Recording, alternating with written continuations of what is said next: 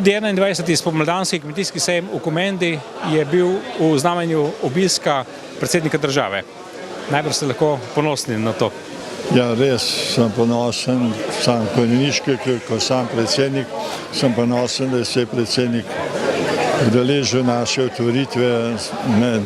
On tudi sam pohvalil, da je to res da se je že lanski let se ogledal, prav letos pa ne morem to odreči, da ne bi prišel na ta sejem pogledati. Res, in je tudi še tako izjavil, da bi tudi, če ga bomo povabili, da bo tudi še prišel na drug sejem ali pa na kakšno drugo prireditev. Kaj bi rekli, kaj je še posebej značilno za letošnji spomladanski kmetijski sejem v Komendi?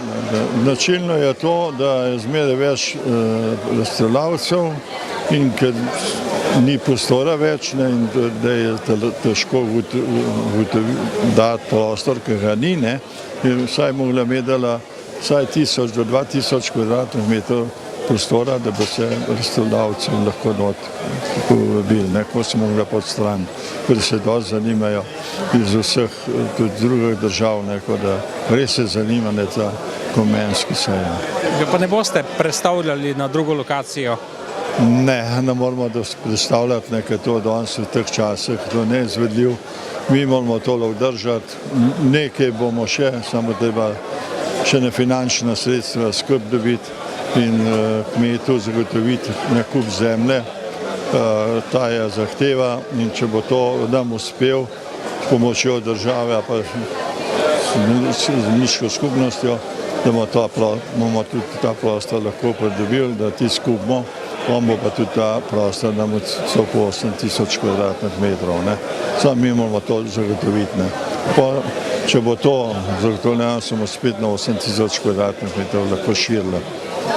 Koliko razstavljavcev se predstavlja na letošnjem spomladanskem kmetijskem sejmu v Komendi? Letos je tam okrog 600 razstavljavcev, stalno se povečuje.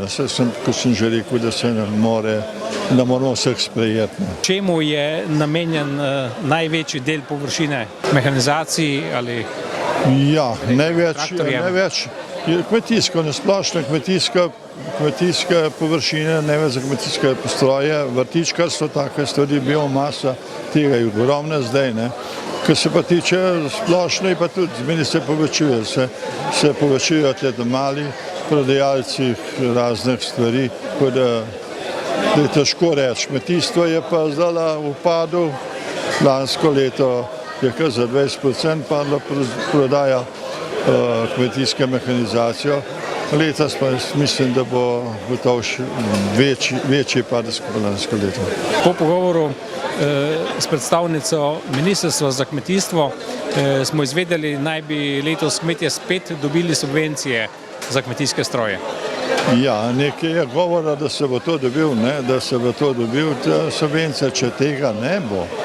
Je polom tudi pri prodajalcih, kot tudi prodajalce, ne moramo tega nadomestiti, ker je to nemogoče, če prodaja ne gre, pa ni.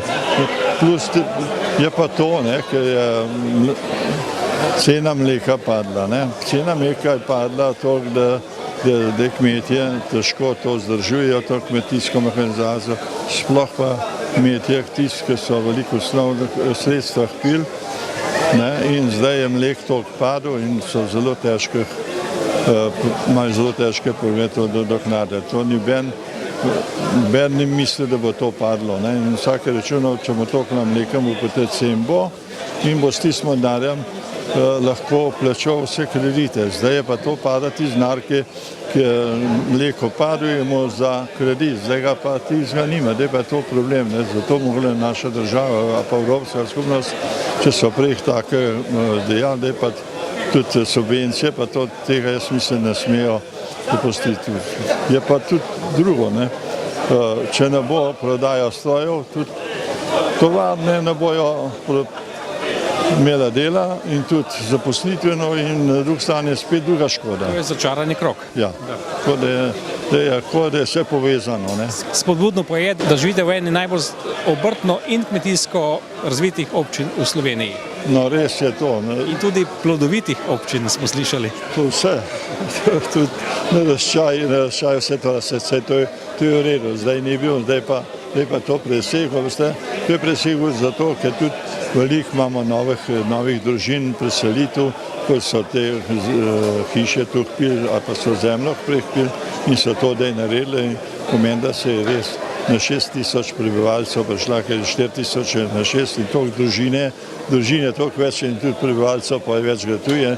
Je pa isto pa prijo tudi razne problemi, da je razvoj imeti, šole imeti, vse to se mora razvijati. Če se tega ne bo razvijal, je konc.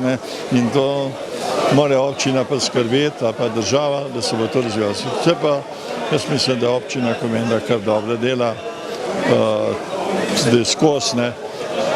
Tudi bivši župan, vsak človek, kad veliko dela, tudi greši. Če nič ne dela, ne more rešiti, to sigurno vsak posebej ve, če ne delaš, ne moreš greške delati. Če pa delaš, jih je pa več, tako je.